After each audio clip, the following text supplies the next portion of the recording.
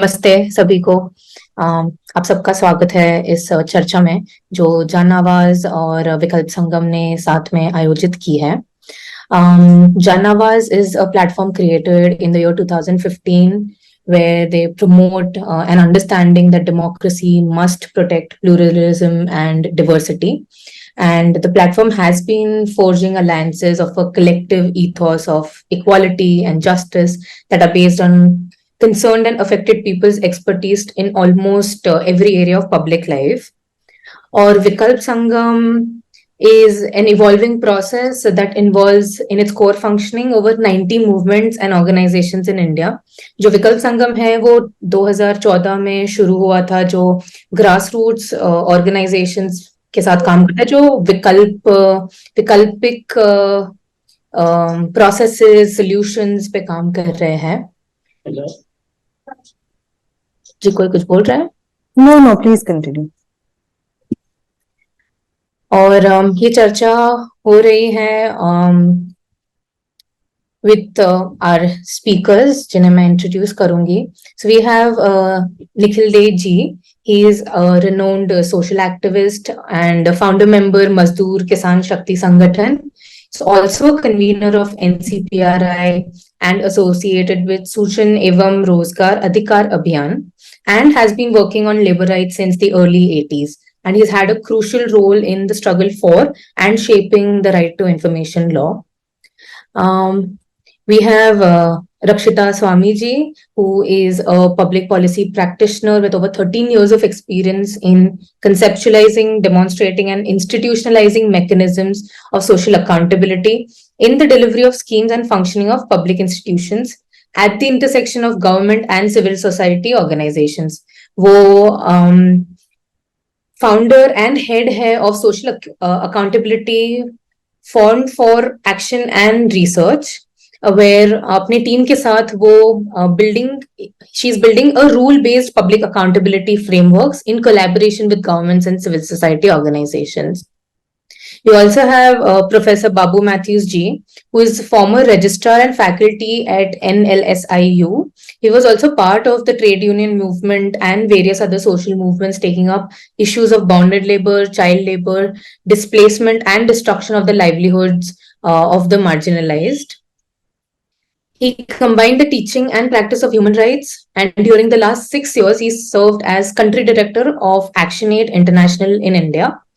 In this capacity, he was in charge of evolving a rights-based policy and implementing a human rights agenda with special focus on economic, social, and cultural rights in 25 states of India. We also have Janki Srinivasan Ji. She holds a PhD in Information Management and Systems from UC Berkeley and a master's degree in Physics and in Information Technology from IIT Delhi and IIT Bangalore. One of Janki Ji's research interests is in how digital technologies have reshaped work, including gig work. She's a co-investigator on the Fair Work India project, which is part of the global Fair Work network that publishes rankings of gig work platforms and hopes to shape a fairer future work for all. We also have Sheikh Salahuddin Ji, and he's worked with app-based ride-hailing and sharing companies since 2012 and has been a driver organizer in Hyderabad since 2014. He's the National General Secretary of India Federation App-Based Transport Workers. And in 2014, he founded the Telangana Four-Wheeler Drivers Association. In 2016, he also established the Telangana State Taxi and Drivers Joint Action Commission. And they've also organized camps to file income tax returns and health camps for drivers and delivery workers. And lastly, we have Ashish Singh Ji, who is from Rajasthan and belongs to the Gig and App-Based Workers Union, and also a School for Democracy fellow, working with gig workers of Rajasthan for some time now. And I'd also like to now invite Rakshita Ji, who's going to be moderating this discussion, this charcha for us. Thank you. Thank you, Arnaz. So, welcome to this very important conversation or development related to the welfare of gig platform workers. और ये आज की चर्चा राजस्थान में gig platform workers के identification, registration और welfare के लिए एक कानून पास किया गया है, उसके ऊपर आज ये चर्चा है। और इस कानून का क्या कैंपेन का बैकग्राउंड था, किन मुद्दों पे एक ब्यूरोक्रेटिक पॉलिटिकल एक डिस्कोर्स बनाने का क्या जरिया रहा था, and finally what is the law that has got passed, what are its strengths, what are its limitations, which is also why we have amongst us a wide range of people who are looking at the issues of rights of gig platform workers from very multiple perspectives. So I will request each speaker to come one by one. At first, I'll invite Nikhil from Mazdoor Kisan Shakti Sangathan and SR Abhiyan. वो बोले and then move to this. Thank you रक्षिता, thank you सारे लोग, thank you जनाबाज इसको organise करने के लिए और सारे जो आए हैं। मैं बहुत ब्रीफली शुरू में बोलना चाहता हूं और बाद में शायद बातचीत में और शामिल होऊंगा। मैं 2-3 चीजें कहना चाहता हूं, थोड़ा थोड़ा अंग्रेजी में बोलूंगा लेकिन ज्यादातर हिंदी में बोलूंगा। कि राजस्थान में जो हुआ है, एक तरीके से हम लोगों के बहुत अनुभव हुए हैं, कानून की मांग करना, कानून बनवाना एक बहुत ही अजीबो गरीब फिनोमेना जैसे हुआ है, क्योंकि इसकी मांग उठने से लेके कानून बनने तक बहुत एक ड्रीम रन होगा, उसको मानेंगे कि हमने ये कई बार सोचा कि इसके सामने बहुत सारी समस्याएं आएंगी, लेकिन ये किसी सूरत में ड्रीम कानून नहीं। ऐसा नहीं समझ जाए कि हम लोगों का मानना है कि ये कानून सब कुछ दे देगा।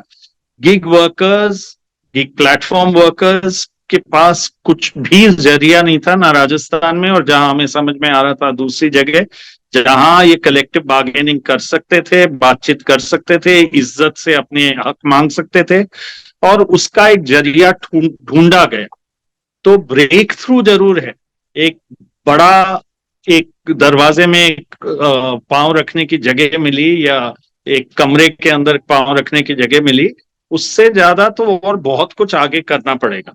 तो एक शुरुआती कदम है, और उस शुरुआती कदम में बहुत लोगों का साथ हुआ, हाथ रहा, मदद हुई, और मेरे ख्याल में अब एक मौका हमें समझ में आया, क्योंकि हमें मालूम है जो लोग इसमें लगे हुए थे कि बहुत इसका विरोध भी, बहुत पावरफुल विरोध चुपचाप भी होते रहा। अभी भी रूल्स नहीं बने हैं, और रूल्स बनाने की प्रक्रिया में भी लोगों की मदद चाहिए होगी, लेकिन सबसे ज्यादा मदद चाहिए होगी कि गिग वर्कर्स, हमारा जो बेस हो गिग वर्कर्स को एक तरीके से ऑर्गेनाइज करने के लिए, हमारे साथी लोग हैं, ये आज बोलेंगे भी, लेकिन आगे इस बेस को ताकतवर बनाना और इस बोर्ड के माध्यम से और मंच खुलवाना, ताकि मंच खुले जितना जहां तक संभव है। मेरे ख्याल में इस शुरुआती दौर में मैं ये बात जरूर कहना चाहूंगा, जो हमने लिख के भी कहा है, कि इस पूरे सोच में एक सोच था, उसके बारे में लोगों के कुछ विरोधी सोच भी हैं, विपरीत सोच भी है, वो भी मेरे ख्याल में एक बहुत लेजिटिमेट सोच है।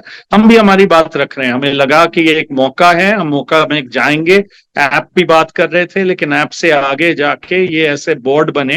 लेकिन सबसे बड़ा ब्रेक थ्रू था हमारे हिसाब से कि हर ट्रांजैक्शन के ऊपर एक फी लगा, और वो अंत में कानून में आया। वो हमने एक बड़ी जीत मानी, क्योंकि उसके वजह से हम लोगों को ट्रांजैक्शंस देखने का, ट्रांजैक्शंस के ऊपर बात करने का वो भी जरिया मिला। और ये पूरा सोच हमने पुणे में और महाराष्ट्र में हमालों के पूरे हमाल माथाड़ी कानून से लिया, उनको एक्नॉलेज करना है। और लेबर मूवमेंट में मेरे ख्याल में है कि पिछले लेबर की लड़ाइयों को एक्नॉलेज करना है, और इसमें संभावनाएं आगे है। मैं और बात करूंगा कि अब यही मॉडल बीओसीडब्ल्यू में आए तो मेरे हिसाब से और सुधार होगा, लेकिन हमें देखना पड़ेगा ये कैसे काम करे। मैं और लंबा बात नहीं करना चाहता हूं, लेकिन मैं बहुत खुश हूं, मैं देख रहा हूं कितने लोग इसमें भी जुड़े हैं, और देख रहा हूं कितने लोगों ने बात की राजस्थान में, भारत में, देश में एक इवेंट हमारा हो रहा है 11 तारीख को, और उसके साथ मैं एंड करूंगा, जिसमें लोक कलाकार, गिग वर्कर्स और स्ट्रीट वेंडर्स जयपुर में आप सब सादर आमंत्रित हैं। इस बातचीत में मेरे ख्याल में जो लोगों का सोच है वो आए, जिनको क्या ठीक लगता है वो बोले, जो ठीक नहीं लगता है वो भी हम बात आपस में करें। बिल्कुल एक ऐसा मंच हो। थैंक यू इसको क्रिएट करने के लिए और करने के लिए, और आगे के काम में मदद करें, ये हम जरूर कहेंगे, क्योंकि SR अजभियन इसने बहुत बड़ा रोल अपनाया, कुछ गिग वर्कर्स के साथ गिग वर्कर्स ने भी किया, सबने मिलके जितना हमसे हो सकता था करे, लेकिन हम अकेले बिल्कुल नहीं कर सकते। Thank you Rakshit. Thank you. Thank you. And before we get on to hearing from a wonderful panel, मैं थोड़ा 5 मिनट लेना चाहती थी। राजस्थान के जो कानून के 4-5 सबसे इम्पोर्टेंट पहलू है, उसके बारे में एक डिस्क्रिप्शन देने के लिए, ताकि हमारे साथ जो भी साथी जुड़े हैं वो समझ पाए कि कानून का मोटा मोटा दायरा क्या रहा है। पहला चीज ये कानून कहता है कि गिग प्लेटफॉर्म वर्कर्स, जो भी लोग किसी भी प्लेटफॉर्म के साथ काम करते हैं, एंड प्लेटफॉर्म और एग्रीगेटर जब हम कहते हैं, हम समझ रहे हैं जोमैटो, स्विगी, अर्बन कंपनी, उबर, ओला, फ्लिपकार्ट, अमेजॉन डिलीवरी, पोर्टर, इन सारे एग्रीगेटर्स जैसे। जब भी कोई भी व्यक्ति किसी भी एग्रीगेटर के प्लेटफॉर्म को ज्वाइन करता है काम करने के लिए या करती है, तो उनका ऑटोमेटिक रजिस्ट्रेशन हो जाना चाहिए राज्य सरकार के साथ। This is the first principle to say कि सरकार को at any given point of time पता होना चाहिए कि उनके राज्य में कितने गिग प्लेटफॉर्म वर्कर्स काम कर रहे हैं और कहाँ काम कर रहे हैं। आज तक, for instance, neither does Government of India, neither does Government of Rajasthan have a total number, and estimates आ रहे हैं, नीति आयोग के ब्रीफिंग पेपर्स आते हैं जो एस्टिमेट करते हैं कितने लोग हैं, लेकिन एक टोटल कॉम्प्रिहेंसिव संख्या नहीं है। This is the first element of the law which says there is an automatic registration. The second, जिसकी जिक्र निखिल जी ने बहुत ब्रीफली की थी, कि इसका पूरा मसौदा ये है कि गिग प्लेटफॉर्म वर्कर्स के काम के आधार पे सोशल सिक्योरिटी उनको मिले। और ये सोशल सिक्योरिटी कहाँ से मिले? ये उन्हीं के हर ट्रांजैक्शन से। So every transaction that takes place on a platform, whether if I take a taxi from my home to the airport, if I order a meal from a restaurant to my house, जो total bill बनता है customer का, उस bill में एक welfare cess फी deduct होगा। उसको बहुत ही लूज टर्म्स में आप टैक्स मान सकते हैं, लेकिन टेक्निकल टर्म्स में वो एक सेस फी है और टैक्स नहीं है, उसके मैं डिटेल्स में नहीं जा रही, पर एक परसेंटेज ऐड होगा उस टोटल बिल का, which will be the amount that is dedicated towards the social security fund for all gig platform workers that will be working in the state. तो ये जो कोष जमा होगा इंडिविजुअल ट्रांजैक्शन से, इसी के आधार पे एक स्टेट लेवल पे एक फंड बनेगा। And this we must, like was already acknowledged, we must acknowledge that this is the legacy and contribution of the Mathadi law and the Hamal movement that showed us the way that social security of workers has to be generated from the work itself, कि लोग अपनी ही मजदूरी से, अपने ही काम से अपना social security create कर रहे हैं, और हम किसी भी सरकारी एलोकेशन पे निर्भर नहीं है और ना ही किसी एग्रीगेटर के चैरिटी पर।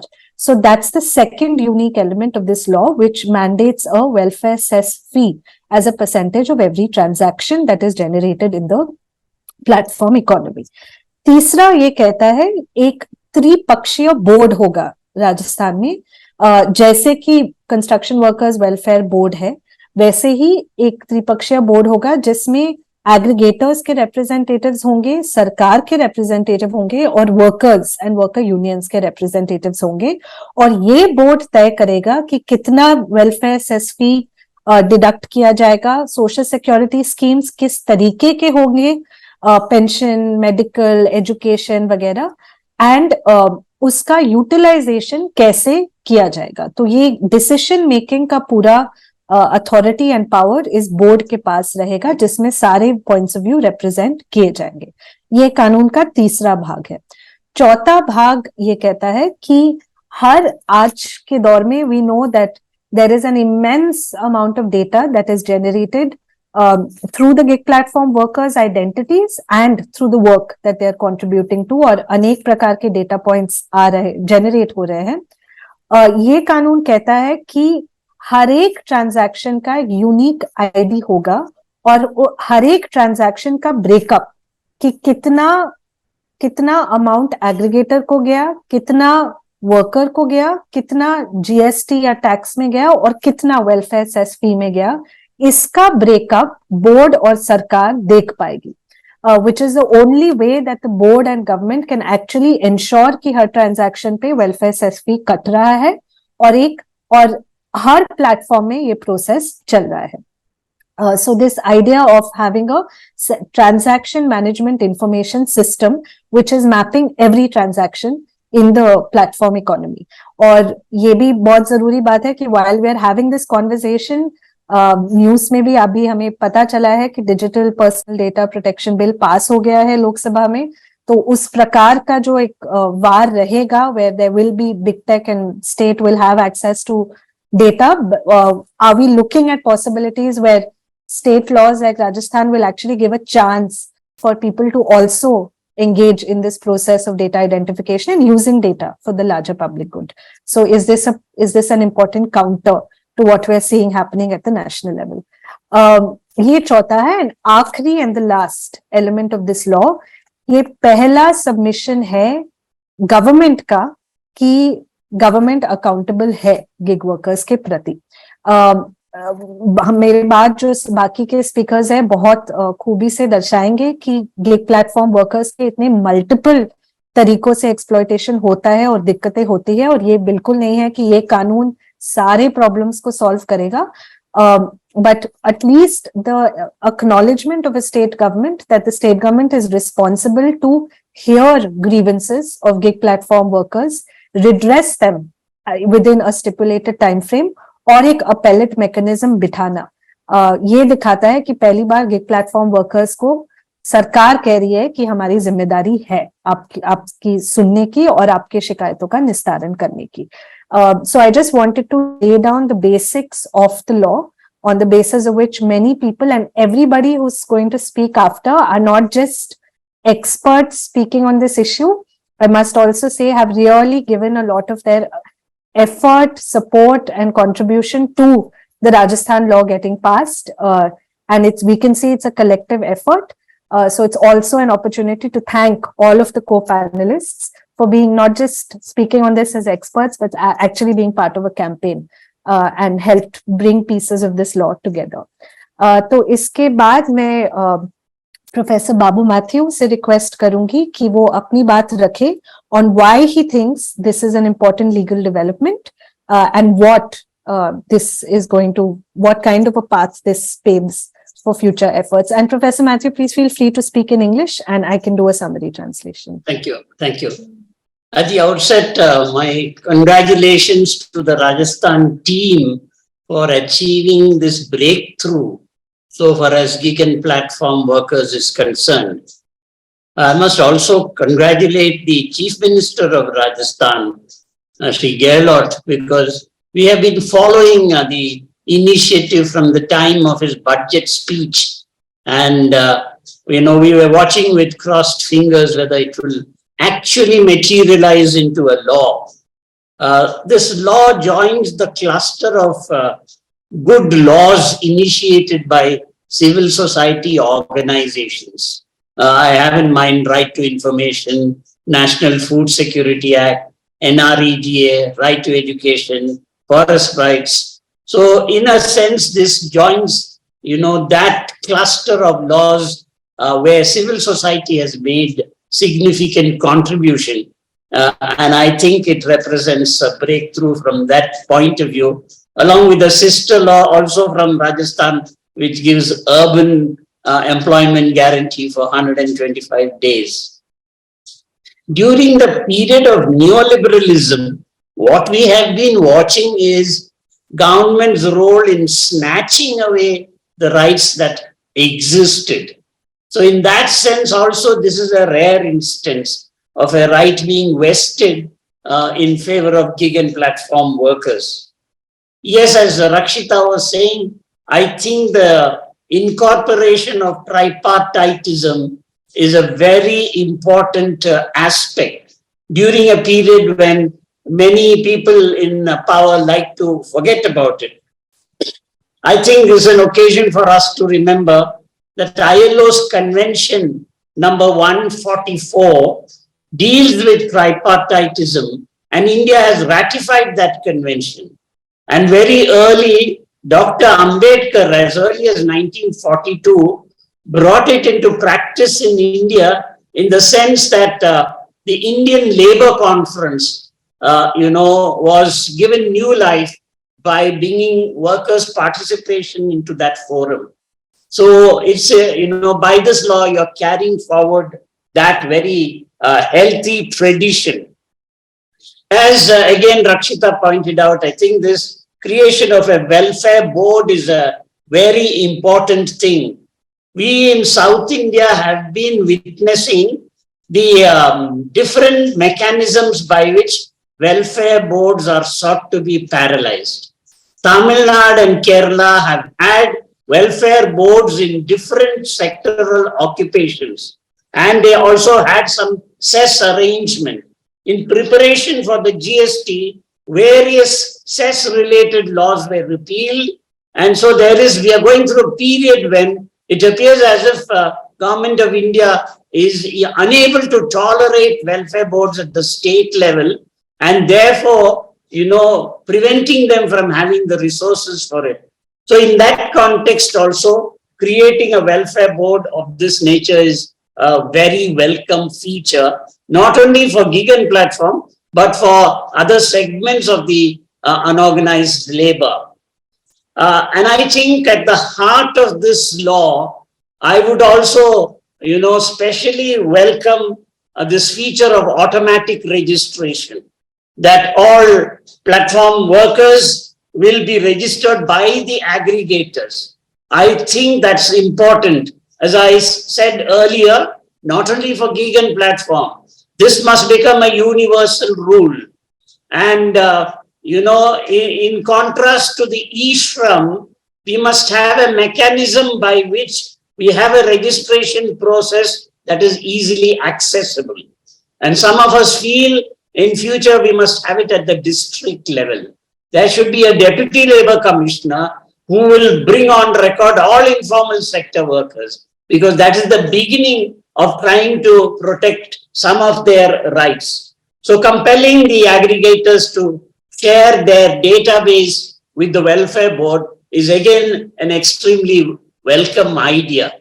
And even more than that, in a sense, complementary, of course, is the process by which the welfare fund is to be created, collecting the cess not exceeding 2% maybe, but based on the value of each transaction related on the platform. That is a brilliant proposal. We are also drafting a law on gig and platform workers, and we have happily borrowed this idea from the Rajasthan experience, because that I think is great. I also noticed in the law that rights of registered platform-based gig workers is protected.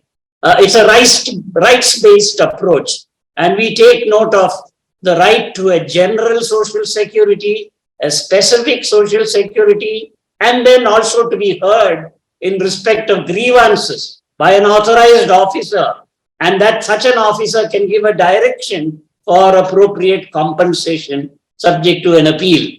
And finally, and even more important, the right of gig workers to be participants in all decision-making processes regarding their welfare.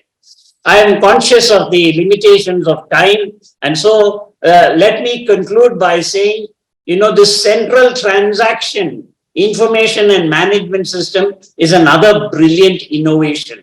And that is to be administered by and monitored by the board on every payment, on the breakup of commission, on the payment to workers, on the GST, and on the welfare cess collected.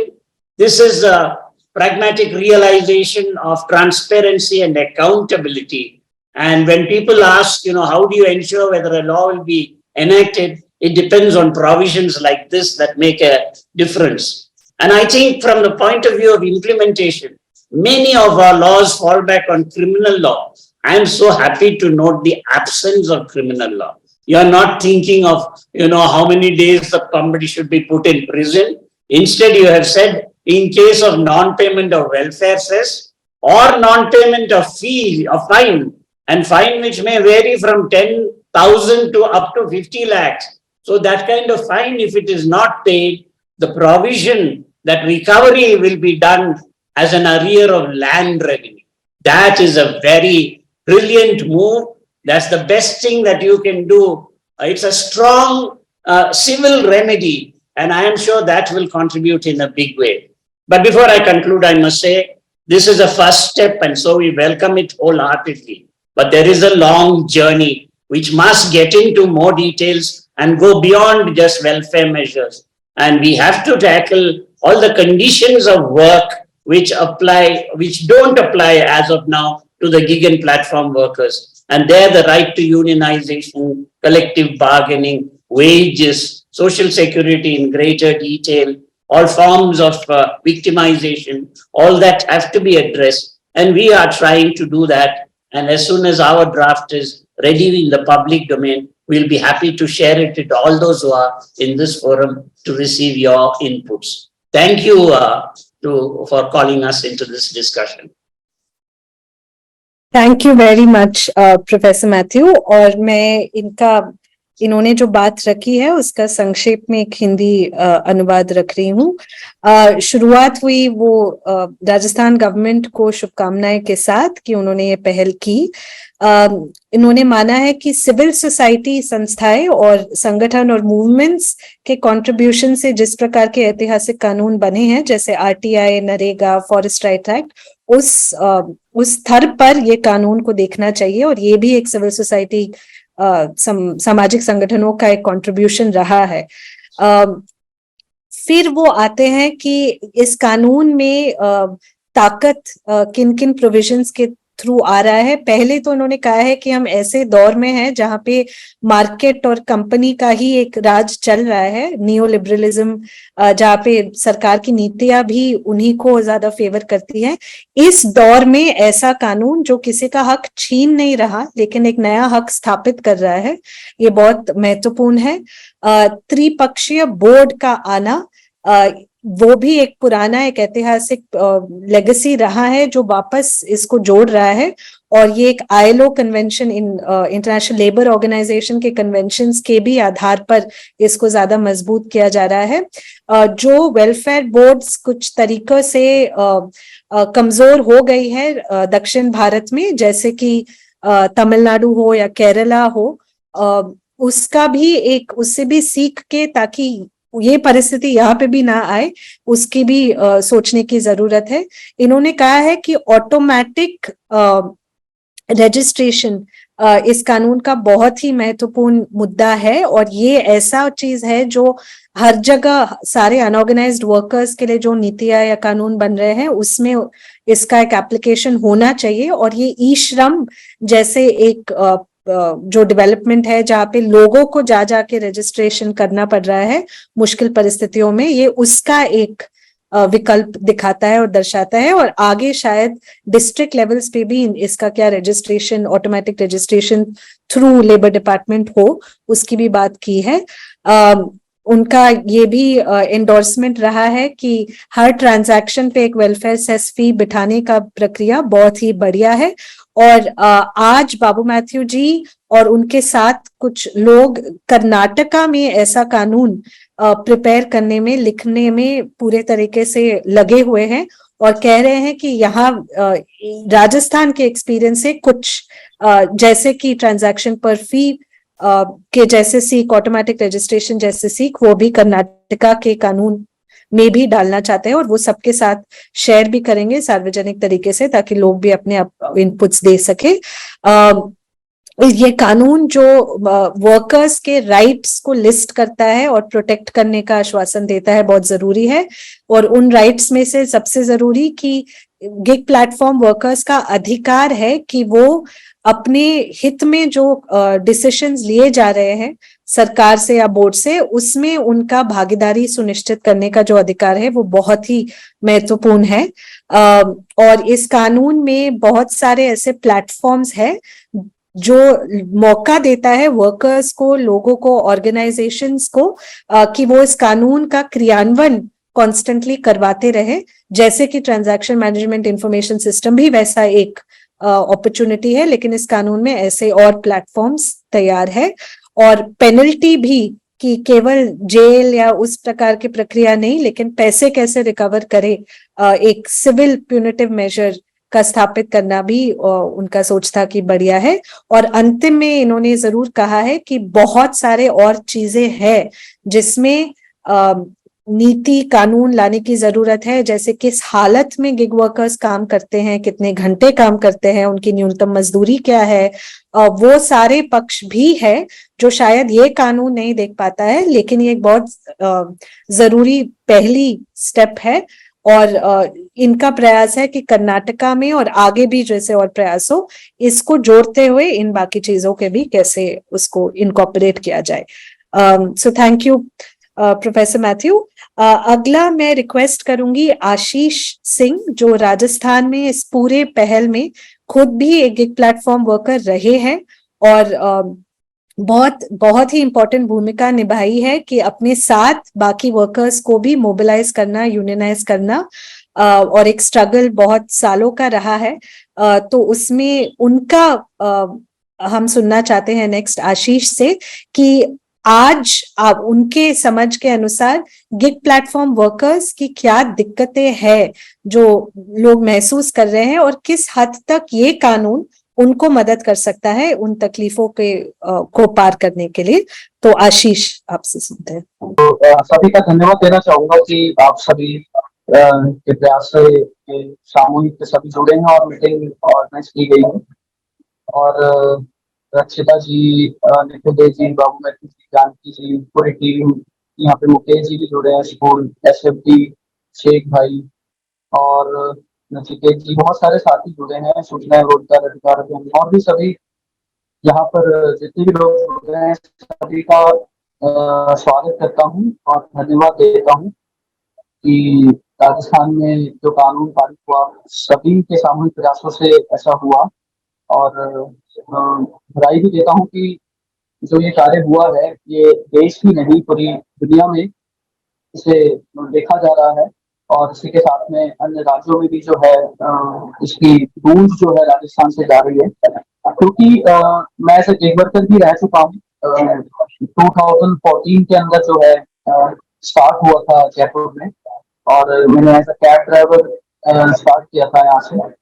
और उसी के साथ में स्विगी जोमेटो में delivery boy भी मैंने काम किया है। तो स्टार्ट्स में तो कंपनीज ने बहुत अच्छे इंसेंटिव दिए।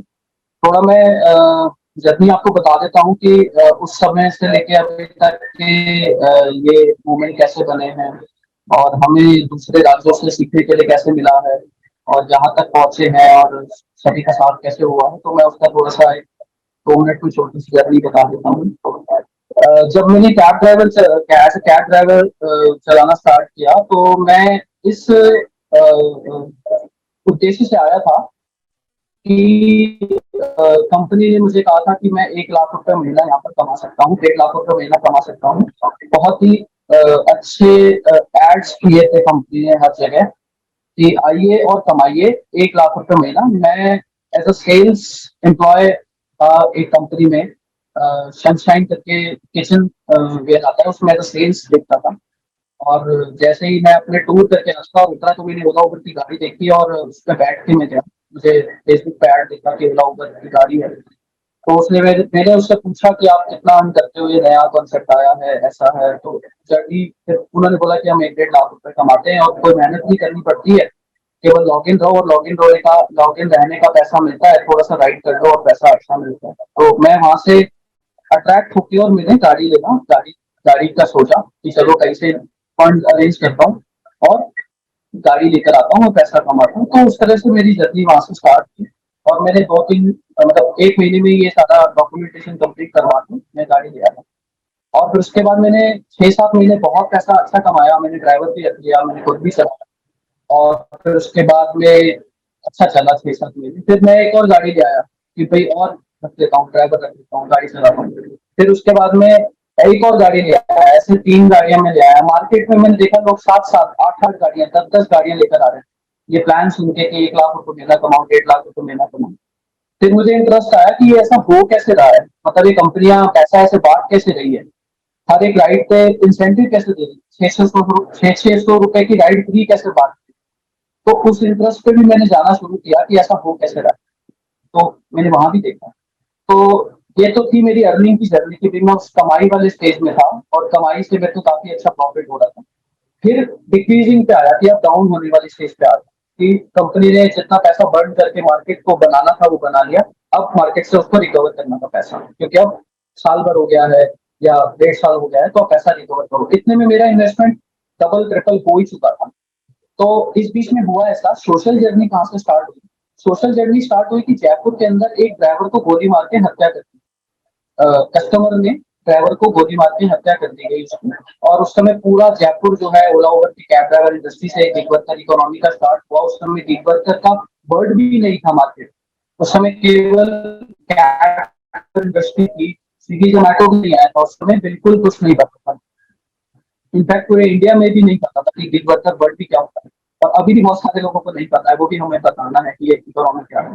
तो वहां से फिर मेरी सोशल जर्नी स्टार्ट हुई और फिर वहां से मैं जो ओला उबर के ड्राइवर्स के साथ इशू आते थे इसके लिए फाइट करता रहा। मैंने बहुत से ऑर्गेनाइजेशन भी साथ में किसी के पैरेलली बिल्ड करे, एक टैक्सी वाहन चालक सेवा संस्था बिल्ड किया। फिर जब इनके इश्यूज आने लग गए इंसेंटिव्स को लेके, पे आउट्स को लेके, आईटी ब्लॉकिंग को लेके, या जो भी इश्यूज आ रहे हैं मोनोपोली को लेके, दिल्ली में देखा, हैदराबाद में देखा, मुंबई में देखा, स्ट्राइक्स हो रही है, हर जगह स्ट्राइक्स हुई। 2017 में इतनी बड़ी स्ट्राइक हुई कि 2000 करोड़ रुपए का लॉस हुआ कंपनी को। यहाँ हमने भी एक स्ट्राइक किया जिसमें करीब 100 CR का लॉस हुआ कंपनी को। हमारी आईटी ब्लॉकिंग की गई, 10 दिन तक कंटिन्यू स्ट्राइक। तो हम कंपनी ने हमारी आईटी ब्लॉक कर दी। जब हम लोगों के फाइट्स के लिए लड़े तो सब चीज उन्होंने हमारी आईटी ब्लॉक करना स्टार्ट किया। और जो भी इंडिया में अभी इनके लिए फाइट करता है तो कंपनीज उसकी आईटी ब्लॉक्स कर देती है और वो अपने बिजनेस से टर्मिनेट हो जाता है कि वो। फिर उसके बाद मेरी गाड़ियां सरेंडर हो गई, करीब 25 लाख रुपीज का मुझे व्यक्तिगत लॉस हुआ उस समय।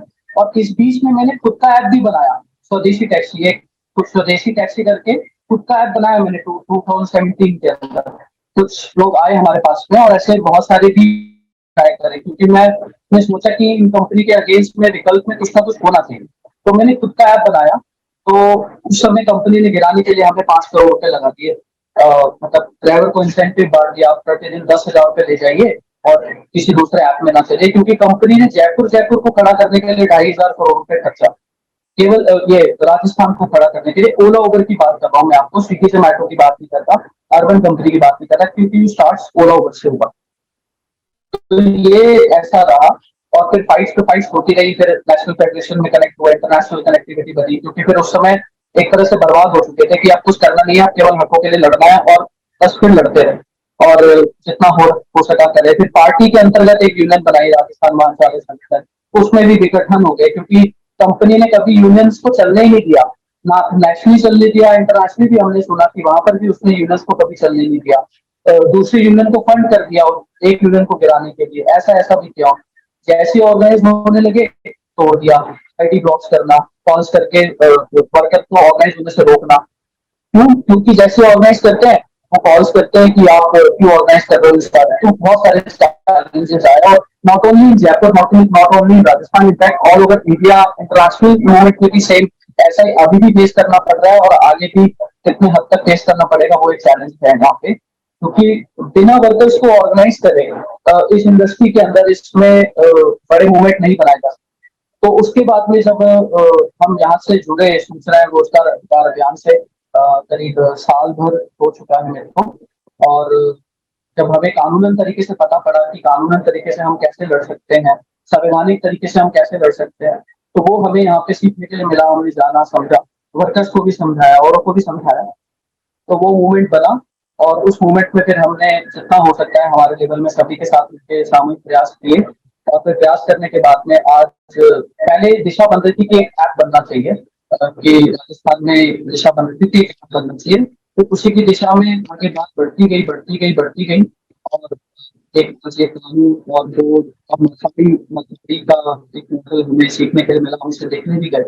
तो उसी के आधार पे फिर इसमें डिजिटलाइजेशन कैसे हो सकता है, क्योंकि मथाड़ी बोर्ड के अंदर भी हमने देखा उसके बहुत सारे लूप होल्स थे, और फिर हमने बीओसीडब्ल्यू बोर्ड को भी समझा, उसमें भी उसके बहुत सारे लूप होल्स थे। तो वो लूप होल्स जहाँ ना रहे वो भी समझे, कैसे इसमें डिजिटलाइजेशन का कैसे यूटिलाइज किया जा सकता है। जैसे आज बीओसीडब्ल्यू बोर्ड में 87,000 करोड़ रुपए है नेशनली, लेकिन वो कितना सरकार उसे यूज कर रही है, कितना वर्कर्स के लिए लगा रही है, कौन से वर्कर्स उसके अंदर जुड़ रहे हैं, मैनुअली सेटअप है, कोई वर्कर्स की डिफाइनिंग नहीं है, यूनियंस का कितना कंट्रोल है, यूनियंस को कितना समावेश गवर्नमेंट ने दिया, ये सारी चीजें देखी। और अभी जो राजस्थान के अंदर जो प्रयास हुआ है, या मथुरी के अंदर भी हमने देखा कि वहां पर क्या है और उसमें क्या लोकल है, तो वो सारी चीजों को भी सारी टीम के साथ डिस्कस किया और जितना हो सकता है इसको अच्छा बनाने की कोशिश करी, इस कानून को, इस बोर्ड को। अच्छा, मैं बताना चाहूंगा कि हमारे साथ में अभी जो है दिल्ली से, पंजाब से, तेलंगाना से, तमिलनाडु से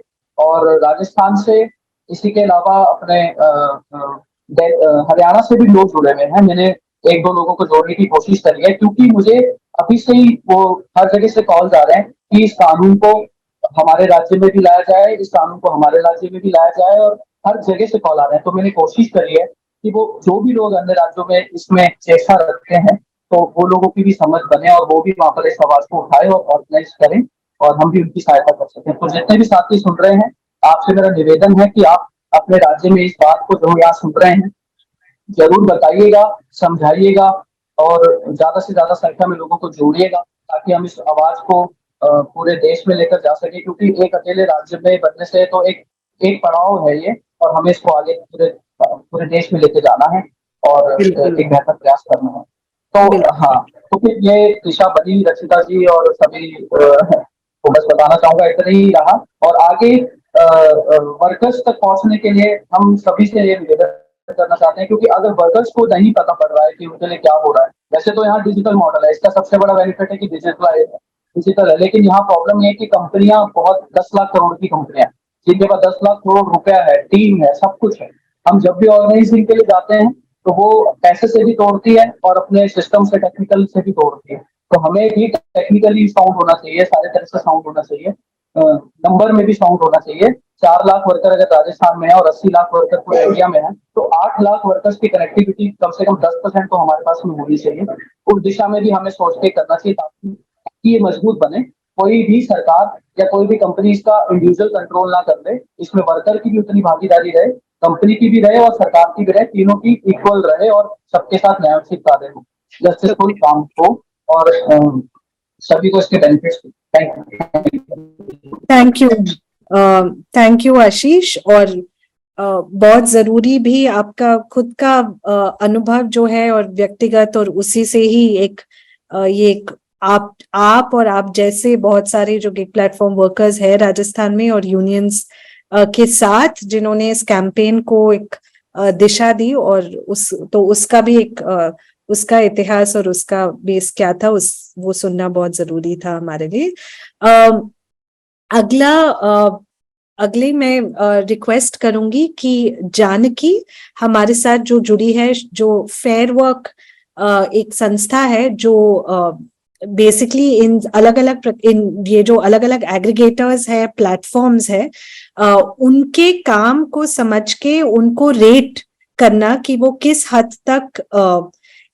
हद तक मजदूरों के अधिकार और हित को देखते हैं खुद के पॉलिसीज के तहत। तो एक प्रक्रिया ये हर साल चलाते हैं, जहाँ पे ये अलग एग्रीगेटर्स और प्लेटफॉर्म्स को स्कोर देते हैं, रेट देते हैं कि वो किस हद तक वर्कर्स के हित तक सोच पाते हैं, या उनकी नीतियां किस हद तक वर्कर्स के हित तक सोच पाते हैं। तो उनसे हम ये सुनना चाहते हैं कि ये प्रक्रिया रेटिंग की कैसे होती है और उससे क्या निकल के आ रहा है, और वो कैसे समझती है कि इस राजस्थान जैसे कानून क्यों जरूरी है एक मिनिमम स्टैंडर्ड सेट डाउन करने के लिए, और क्यों ये ऐसे कुछ चीजें हैं जो केवल एग्रीगेटर्स और कंपनीज के स्व इच्छा या अपनी स्टैंडर्ड्स के आधार पे ना चले। तो जानकी।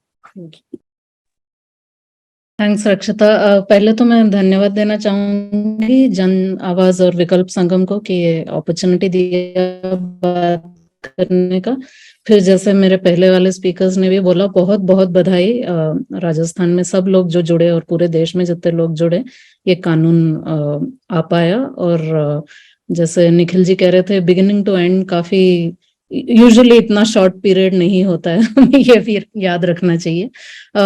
तो रक्षिता जी के सजेशन पे मैंने सोचा मैं थोड़ा सा ये बताती हूँ कि फेयर वर्क के निकल के आने का पहले संदर्भ क्या था, हम लोग क्या करते हैं, बहुत ही मैं संक्षेप में बताऊंगी। और जो चीजें हमें जमीनी तौर पे मिली, उनका अभी ये लॉ किस तरह से उन चीजों को शायद एड्रेस कर सकता है। और मतलब आगे जैसे सबने कहा करने को बहुत कुछ है, तो थोड़ा सा वो भी मैं हाईलाइट करना चाहूंगी।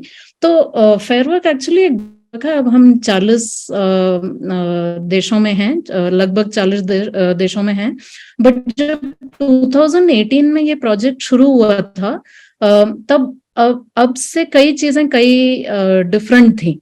मतलब जितना हमको आज न्यूज़पेपर में पढ़ने को मिलता है कि गिग वर्कर्स के वर्किंग कंडीशंस कैसे हैं, उतना उस टाइम पे इसके बारे में बात नहीं होती थी। रेगुलेशन तो बिल्कुल नहीं था, जो रेगुलेशन थे वो भी अप्लाई नहीं हो रहे थे। जैसे आशीष जी ने बताया, गिग वर्कर या प्लेटफॉर्म वर्कर टर्म भी बहुत अनफेमिलियर था, ज्यादा सुनने को नहीं मिलता था। तो हमारा पॉइंट ये था कि जब रेगुलेशन है नहीं, ऐसी स्थिति में क्या हो सकता है। एक तो ऑब्वियसली रेगुलेशन के लिए पुश करना है, एक वो था, पर वर्कर्स के कंडीशंस के बारे में बात करना है, क्योंकि हम देख रहे थे कि एक ही बातचीत चल रही थी गिग इकोनॉमी के बारे में कि कितनी नौकरियां ये जनरेट कर रहे हैं, कितना कन्वीनियंस ला रहे हैं। इसी कॉन्टेक्स्ट में बात की जाती थी, वर्किंग कंडीशन के बारे में कोई नहीं बात कर रहा था। तो वो भी था। उस टाइम पे इतना वर्कर ऑर्गेनाइजेशन भी नहीं था, जैसे आशीष जी ने बताया। वो शुरुआती दौर में तो खैर इतना इंसेंटिव वगैरह था कि इतने स्ट्राइक्स थे भी नहीं। कंडीशंस तो 18-19 में बहुत ज्यादा चेंज होने लगे। तो साल रेटिंग अभी 1-2 महीने में हमारा इस साल का आएगा।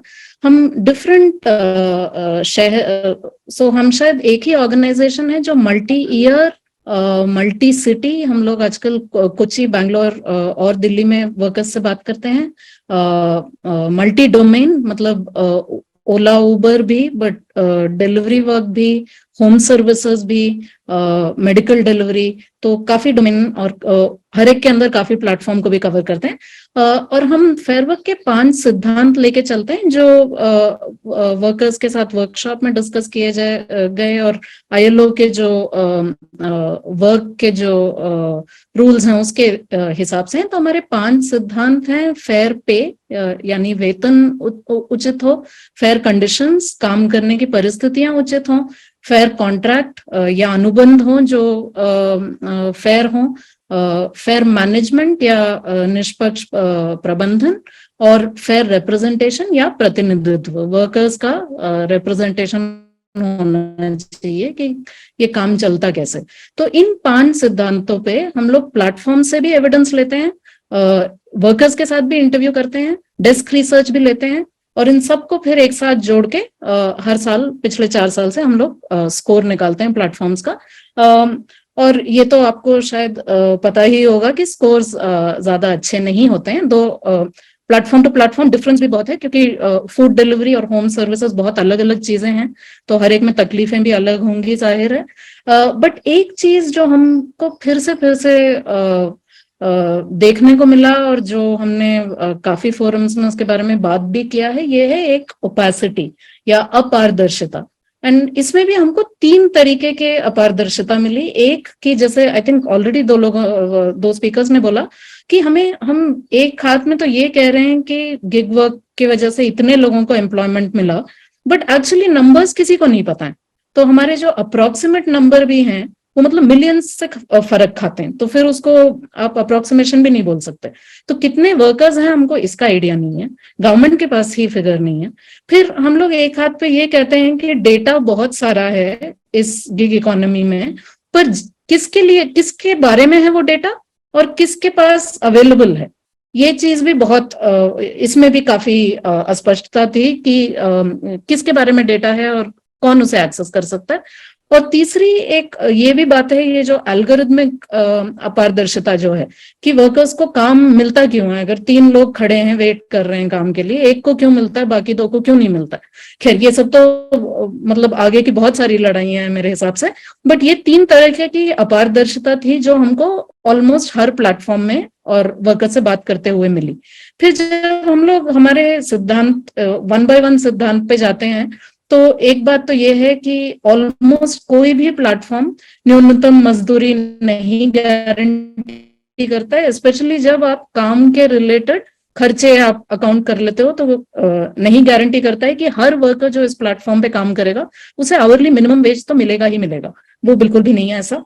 फिर जैसे आपका इमरजेंसी हुआ, इंजरी हुई, सामाजिक सुरक्षा का कोई प्रबंध नहीं है ऐसे केसेस में। और इसमें ये भी एक थोड़ा एडिशनल कंफ्यूजन है कि एक तरह से अगर आप देखें तो गिग वर्क में बहुत सारे डिपार्टमेंट इन्वॉल्व हैं, ट्रांसपोर्ट भी है, लेबर भी है, सोशल जस्टिस भी है और आईटी भी है। कंपनीज कहती हैं हम तो आईटी कंपनी है ना, हम लोग तो ट्रांसपोर्ट कंपनी है ही नहीं। तो बहुत सारे डिपार्टमेंट और ये एग्रीगेटर तो हैं ही, सब कॉन्ट्रैक्टर भी हैं। जब इतने सारे एंटिटी इन्वॉल्व हो जाते हैं तो आपको सामाजिक सुरक्षा एक तो है नहीं, जिन केसेस में है आपको नहीं पता कि वो कैसे जाके उसको अवेल कैसे करें। तो ये एक बात थी। कॉन्ट्रैक्ट्स में हमने पाया कि लायबिलिटीज बहुत एसिमेट्रिक है, मतलब सारे खर्चे, जैसे आपका अगर आप काम नहीं कर रहा है तो उसका खर्चा कौन कौन उठाएगा, एंड में हर चीज का खर्चा वर्कर ही उठा रहे थे। और कॉन्ट्रैक्ट में ऐसी कई सारी चीजें लिखी भी हुई थी कि हम पे कोई रिस्पॉन्सिबिलिटी नहीं है। फिर शिकायत हो अगर वर्कर को तो वो कहाँ जाए, और यहाँ भी वो बात भी आ जाती है कि डिपार्टमेंट आपके इतने सारे हैं और कंपनी के विदिन ही किधर जाना है मोस्टली नहीं पता होता था। आशीष जी ने बहुत सुंदर तरीके से बताया कि कैसे आईडी ब्लॉकेज एक तरीका हो गया जिससे आप लोगों को बात करने से बंद करते हैं, तो एक वो था। और हर साल हमने ये पाया कि प्लेटफॉर्म्स कलेक्टिव एक्शन के बिल्कुल विरुद्ध हैं और वो बिल्कुल निगोशिएट नहीं करना चाहते हैं कलेक्टिव बॉडीज से। तो ये बात भी बहुत स्पष्टता से हमें नजर आई हर साल। तो फॉर ऑल दीज रीजंस ये राजस्थान का act, obviously we are very very thrilled with it, and कई तरीके से ये बहुत इंटरेस्टिंग एक्ट है। एक तो ऑब्वियसली सामाजिक सुरक्षा के बारे में बात कर रहा है, जो हमारा रिसर्च डेफिनेटली दिखाता है कि एक बहुत रियल क्वेश्चन है वर्कर्स के लिए। इस बात पे भी बात करता है कि वर्कर्स को काउंट करना है, पहले तो हम पता लगाएं कि ये किस साइज की हम बात कर रहे हैं, उसके हिसाब से ही तो आगे का प्लानिंग या कुछ भी सिस्टम जमेगा। इस बात की भी हमें बहुत खुशी है कि बोर्ड में वर्कर्स रिप्रेजेंटेशन है, क्योंकि प्लेटफॉर्म्स डायरेक्टली तो बात करने से मना करते हैं, तो बोर्ड में एटलीस्ट उनका होना बहुत बहुत जरूरी है। बट ये भी बहुत अच्छी बात है कि डिफरेंट डिपार्टमेंट्स के रिप्रेजेंटेटिव्स हैं, क्योंकि वर्कर्स की बहुत बार ये शिकायत होती है कि हम एक डिपार्टमेंट में जाएं तो वो दूसरे के पास भेज देते हैं, किसी को कुछ आइडिया नहीं है कि फंडामेंटली ये किसकी रिस्पॉन्सिबिलिटी है। तो ये बात बहुत अच्छी है कि बहुत सारे डिपार्टमेंट्स हैं। Also mandatory female representation I think is also very good step, क्योंकि इन जनरल विमेन वर्कर्स कुछ सर्विसेज में ज्यादा सीमित हैं, बट बहुत सारे प्लेटफॉर्म्स कोशिश कर रहे हैं कि और फीमेल वर्कर्स को हायर करें, तो उनका रिप्रेजेंटेशन भी बहुत इंपॉर्टेंट है, क्योंकि उनके प्रॉब्लम्स काफी अलग हो सकते हैं।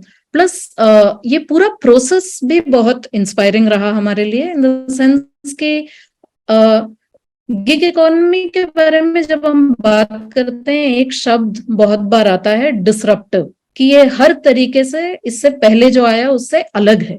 तो हमें ये बात इसमें बहुत अच्छी लगी कि क्योंकि मथड़ी बोर्ड के लेबर ऑर्गेनाइजेशन और हिस्ट्री को देख के ये बनाया गया कि कुछ कंटिन्यूटीज भी हैं, बहुत सारी कंटिन्यूटीज हैं, ऐसा नहीं है कि सब कुछ चेंज हो गया है और कुछ कहीं और से ही हमें लॉ निकाल के लाना पड़ेगा।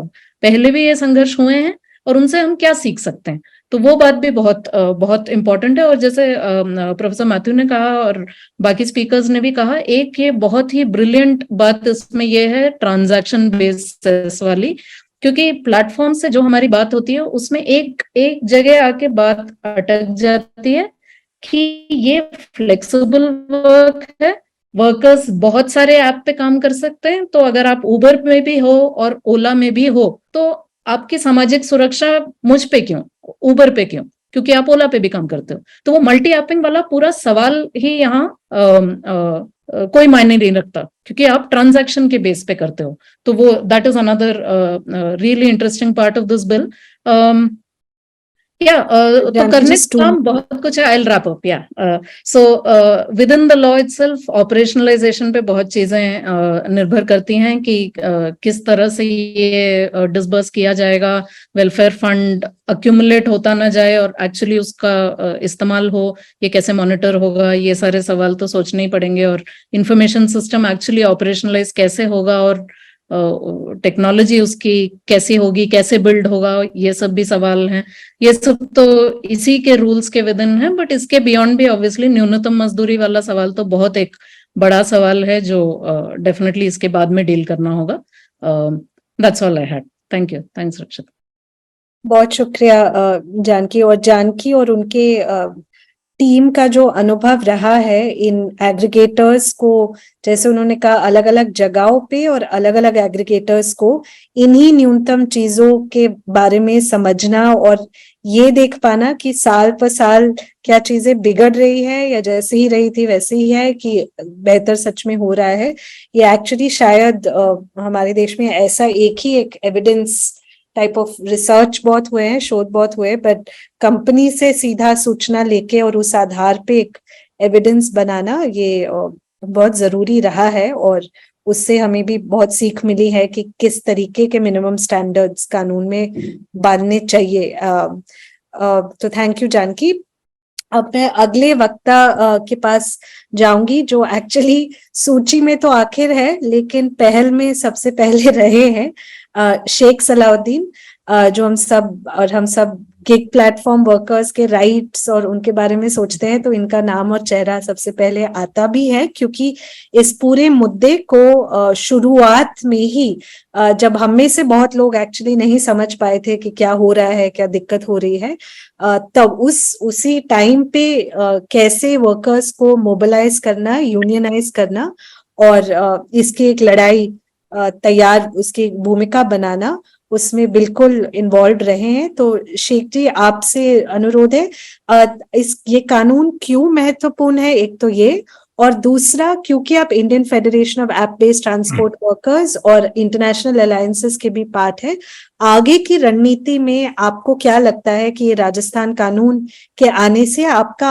आगे का दबाव और एडवोकेसी कैसे और कहाँ और चल रहा है और कैसे और इसको ताकत देती है, उस पर अगर आप बात रखें। Thank you. शुक्रिया बहुत बहुत। पहले तो जनआवाज इस मंच क्रिएट किया क्योंकि बहुत सारे गिग वर्कर्स के तक ये बात रीच हो सके बहुत स्टेट्स के अंदर।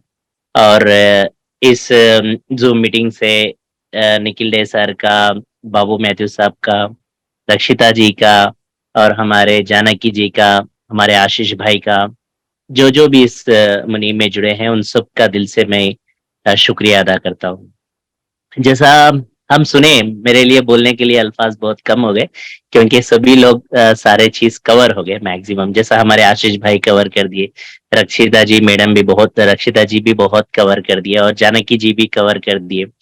तो खैर मैं इसमें सिर्फ 2-3 चीज आगे की रणनीति के लिए बस बोलना चाह रहा हूँ, जैसा रक्षिता जी ने मेरे को मौका दिया।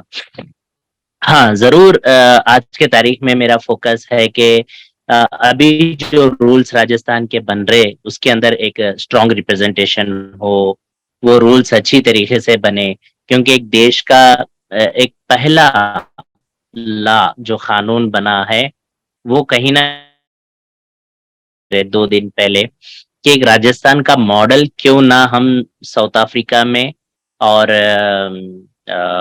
उस कंट्री था वो नीदरलैंड में क्यों ना इसको अपनाएं। तो लोग को मैं ड्राफ्ट वगैरह भी भेजा हूँ।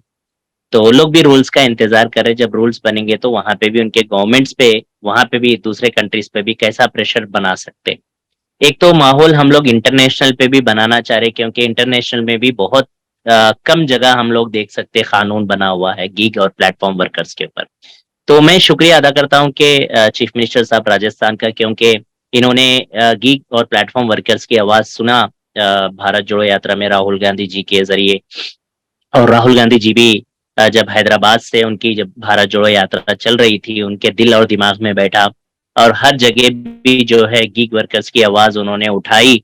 और राजस्थान में सरकार थी तो वहां पे मौका था उनके लिए बनाने के लिए, बना के बताया कि हम गीग वर्कर्स के साथ हैं। और देखे होंगे आप रिसेंटली राजस्थान के बाद कर्नाटक का जब इलेक्शन चुनाव था, और वहां पे भी उन लोगों ने गीग वर्कर्स को मैनिफेस्टो में डाल के 3,000 करोड़ गीग वर्कर्स के लिए दिया, और गीग वर्कर्स को वहां पे 4 लाख का इंश्योरेंस भी प्रोवाइड किया। जैसा अभी बाबू मैथ्यू साहब ने कहा कि वहां पे कानून बनना भी जरूरी है, उसके लिए भी दिलचस्पी है वहां पे कर्नाटक की सरकार को। लास्ट हमारी मीटिंग हुई थी गैसो महीने में लेबर मिनिस्टर के साथ, वहां पे कर्नाटक के साथ। उन्होंने बहुत ही इंटरेस्टेड थे कि हम यहाँ पे भी कानून बनाएंगे गीग वर्कर्स, प्लेटफॉर्म वर्कर्स के लिए।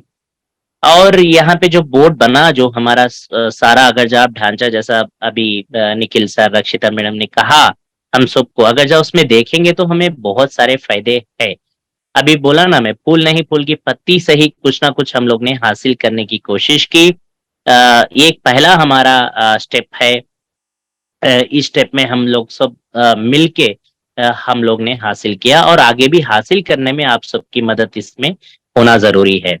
जैसे कि अभी आज के तारीख में तेलंगाना जैसा स्टेट में इलेक्शन होने वाले हैं, सरकार पे प्रेशर बना के रखे हम लोग ने।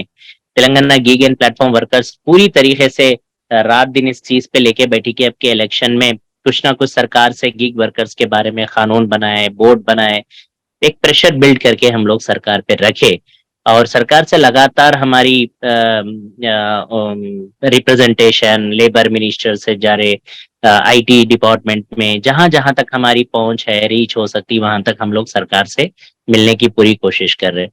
इतना ही नहीं, अभी अगले आने वाले चुनाव देखते हुए, नजर में रखते हुए, चाहे वो सेंट्रल के हो चाहे वो स्टेट के हो, कहीं ना कहीं हम पॉलिटिकल प्रेशर भी बनाना चाह रहे, क्योंकि आज के तारीख में lakhs of gig workers and platform workers depending upon the gig economy. तो ये इकोनॉमी बीते हुए 12 साल से जो है कानून नहीं रहने की वजह से हवा में उड़ रहे थे, मगर एटलीस्ट राजस्थान ने एक काम किया कि हाँ, उसको एक पिंजरे में, पिंजरा भी नहीं बोल सकते, बस एक कानून का दायरा बताया कि आपका दायरा इतना ही है, इससे बढ़ के उड़ना भी चाहे तो आपको ये चीज पे लगाम है, आप इसको फुलफिल करना पड़ता। तो एक पहली हमारी जो पहल थी उसमें सक्सेस हुए हम। अभी सरकार, केंद्र सरकार पे मेरी पूरी फोकस है, सेंट्रल गवर्नमेंट्स के ऊपर रूल्स बनाने लगा है। जो सोशल सिक्योरिटी कोड निकल के भी इम्प्लीमेंटेशन नहीं हुए बीते 3 साल से, तो लगातार मेरी पूरी कोशिश है कि सेंट्रल गवर्नमेंट से प्रेशर बिल्ड करके वहां पे हम लोग, जैसा आप देखेंगे 3 दिन के नीचे भी मैंने पार्लियामेंट में एमपी साहब से आवाज लगाई थी, उन्होंने पार्लियामेंट में आवाज उठाया, और राज्यसभा में भी एक आवाज उठी। तो कहीं ना कहीं सरकार के ऊपर प्रेशर बिल्ड करने का हम लोग ने काम किया, और सरकार भी इस तरीके से सोचो के पहल स्टार्ट करी, गीग वर्कर्स और प्लेटफॉर्म वर्कर्स को कुछ देना चाहिए। वो जो डिपेंड था, पहले से भी बोले थे, सोशल सिक्योरिटी कोड जो 2020 में पास हुआ था, वो इम्प्लीमेंटेशन नहीं हुआ था, उसको इम्प्लीमेंटेशन करने पे तवज्जो दे। जैसा कि अगर जो उसमें देखेंगे हम, बहुत सारे जो बेनिफिट्स है, जैसा हम लोग राजस्थान के अंदर बहुत अरसे से इस पहल के अंदर हम लोग ने कामयाबी की, वो सारे चीज उसके अंदर भी हम देख सकते। मगर एक अभी भी जैसा हमारे आशीष भाई बोले, रक्षिता जी बोले, अभी जानकी जी भी बोले, कहीं ना कहीं इसमें बहुत सारे अभी लूप पॉइंट्स है, उसको हम नजदीकी से, बारीकी से देख के फुलफिल करना पड़ेगा। जैसा बाबू मैथ्यू साहब ने कहा कि हम लोग वेज भी देखना चाहिए, वेज में कैसा वेज देखना चाहिए, उसके ऊपर वर्किंग आवर्स के ऊपर देखना चाहिए। तो ये चीज जहां पे जो हो रहा, और एडिशनली जहां पे जो हो सकता, वैसा हम सबका सपोर्ट लेके इस चीज में जरूर आगे बढ़ेंगे। और साथ ही साथ अगर जो आज के तारीख में हम देखेंगे तो अभी एग्रीगेटर कंपनीज के ऊपर बहुत बड़ा प्रेशर बन के है राजस्थान सरकार। तो आप देखे होंगे कि एग्रीगेटर कंपनीज कितना सेटबैक होने की कोशिश कर रहे हैं। हर चीज अभी तक जैसा अभी हमारे आशीष भाई बोले, मल्टीपल आईडीज डीएक्टिवेशन करते जा रहे हैं, क्योंकि उनके ऊपर प्रेशर बढ़ गया कि इतने वर्कर्स होकर जब हम बताएंगे डैशबोर्ड पे अगर जा लेके आके गवर्नमेंट के सामने ये डाटा पूरा अगर जा गवर्नमेंट को ट्रांसपेरेंसी रखेंगे, तो कहीं ना कहीं उनके ऊपर बहुत बड़ा प्रेशर गिर सकता। तो उसके लिए लगातार हर शहर में, चाहे वो अर्बन कंपनी हो, चाहे डिलीवरी हो, चाहे ओला उबर के ड्राइवर हो, चाहे ग्रोसरी डिलीवरी हो, मल्टीपल आईडीज जो है वर्कर्स के ब्लॉक करते जा रहे। तो हम लोग एक तरफ से ब्लॉक का भी आंदोलन कर रहे, लेबर डिपार्टमेंट के पास भी अपना रिप्रेजेंटेशन लेके जा रहे, गवर्नमेंट के ऊपर भी प्रेशर बनाते जा रहे। बट लास्ट में मैं यही कहना चाह रहा हूँ कि गवर्नमेंट ऑफ इंडिया भी अभी भी सामने आए, इस वर्कर्स की जो डिमांड है उसको सुना जाए, जो सोशल सिक्योरिटी 2020 वो बना के रखे उसको इम्प्लीमेंटेशन किया जाए। उसमें ही क्लियर कट उन्होंने कहा 1 से 2% टर्नओवर पे लेके सारा उनके लिए वेलफेयर बोर्ड बनाएंगे, सेंट्रलाइज वेलफेयर बोर्ड बनाएंगे, उसके अंदर सारे गीग वर्कर्स और प्लेटफॉर्म वर्कर्स को हम वेलफेयर स्कीम्स देंगे। तो मैं समझता हूँ कि ये सेंट्रल में भी होना चाहिए। अगर जो सेंट्रल की कहीं ना कहीं लूप पॉइंट के वजह से ही, लूप रहने के वजह से ही स्टेट गवर्नमेंट्स पे प्रेशर गिर रहा, स्टेट गवर्नमेंट्स भी जो है मजबूरन अपने लिए कानून या वेलफेयर बोर्ड बनाने में आज के तारीख में बने हुए, क्योंकि वर्कर्स का बहुत ज्यादा जो प्रेशर है स्टेट गवर्नमेंट्स पे बढ़ते जा रहा।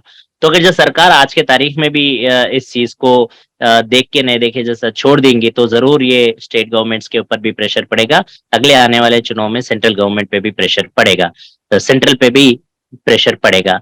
तो ये सभी पॉलिटिकल पार्टीज आज के तारीख में जहां इलेक्शन हो रहे, जहां पे इलेक्शन होने जा रहे हैं, अगले चुनाव जो सेंट्रल के भी होने जा रहे हैं, एमपीज के, सभी के जो नजर है जो गीग और प्लेटफॉर्म वर्कर्स पे पड़ी हुई है। हम लोग ने उतना तो प्रेशर बना के रखा सभी सरकारों पे।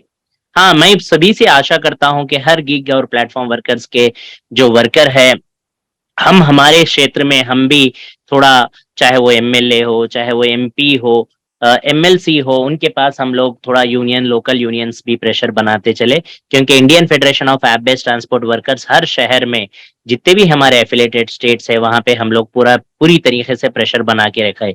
जैसा कि आज हमारे साथ देख सकते हैं, हमारे आशीष भाई है, धर्मेंद्र भाई है, राजस्थान से, लखनऊ से और कोलकाता से, मुंबई से, हैदराबाद से और हमारे दिल्ली से, बैंगलोर से, हम लोग जितना tyre 1, tyre 2 cities, tyre 3 cities तक हम लोग ने रीच आउट करके कर रहे। असम, गुवाहाटी जैसे शहर में भी हम लोग ने कहीं ना कहीं उन लोग को जागरूक करना और यूनियन को ऑर्गेनाइज करना और वहां पे उनको अवेयरनेस क्रिएट करने का काम Indian federation of app based transport workers कर रहा। तो बस मैं आखिरी में एक बात बोल के मैं खत्म करता हूँ, क्योंकि ज्यादा टाइम नहीं लेना चाह रहा हूँ। बस मेरा कहना यही है, अगर जा आज के तारीख में भी स्टेट गवर्नमेंट्स और सेंट्रल गवर्नमेंट्स इस वर्कर्स के बारे में नहीं सोचेंगे, तो बहुत बड़ा नुकसान होने वाला है। एग्रीगेटर कंपनीज बार बार, जैसा अभी हम लोग ने सुना, फेयर वर्क जैसे कंपनी से भी जब नेगोशिएबल करना है, जब उन लोग भी बात करना है, चाहे इलेक्ट्रॉनिक मीडिया हो, चाहे प्रेस मीडिया हो, कभी भी उन लोग मीडिया के सामने खुल के आके अपनी आवाज नहीं रखते, क्योंकि उनके पीआर से वो न्यूज मिलती, हमें वही न्यूज डालना पड़ता, या उनका कोई पीआर कोई ऐड डाल रहा, कोई जैसा कि ओला प्राइम, उबर प्राइम, बड़े बड़े जो भी है उन लोग के स्कीम्स है, उसके लिए तो लोग पहले आके जवाब देते। बट अगर जब कहीं पे भी अटक के है, कोई इश्यूज है, कहीं डिलीवरी बॉय का इंतकाल हो गया, कहीं डिलीवरी बॉय का एक्सीडेंट हो गया, कहीं ड्राइवर का एक्सीडेंट हो गया, और किसी भी अर्बन कंपनी के ऊपर जो बंदा शॉक लग के मर गया, ये सारे चीज के ऊपर उनका रिएक्ट नहीं आता, चाहे वो सोशल मीडिया हो, इलेक्ट्रॉनिक मीडिया हो, प्रिंट मीडिया हो, चाहे सरकार हो। तो आज के तारीख में राजस्थान के पास हम लोग जो मेन सबसे बड़ा हथियार, मैं बोलता हूँ कि ट्रांसपेरेंसी एक हथियार है, तो दूसरा हथियार हमारे पास ग्रीवेंस सेल है। वहां पे हम जरूर शिकायत दर्ज करके हमारी हर शिकायत का जो है रिटर्न में जवाब लेने का बोर्ड से एक ऐसा अपॉर्चुनिटी है। ये अपॉर्चुनिटी अभी सेंट्रल गवर्नमेंट को भी इस चीज को देखना पड़ेगा, सुनना पड़ेगा कि एक नई चीज की एक प्रक्रिया यहाँ पे स्टार्ट हुई। और ट्रांसपेरेंसी की बात है, हम सबको पता है कि ओला पे हो, उबर पे हो, चाहे वो स्विगी जोमेटो पे हो, कस्टमर टिप भी दे रहा तो वो टिप हमें मिलता या नहीं मिलता, ट्रांसपेरेंसी नहीं रहता। चाहे फेयर का ट्रांसपेरेंसी भी कितने की बार हम लोग देखे होंगे, जब भी बिल ट्रांजैक्शन होता, इंश्योरेंस के नाम पे 1 रुपया 2 रुपए करते, थर्ड पार्टी प्लेटफॉर्म के फीस के ऊपर पैसे कटते, वो पैसा किसका है, किधर जा रहा, इसका कोई ट्रांसपेरेंसी नहीं रहता।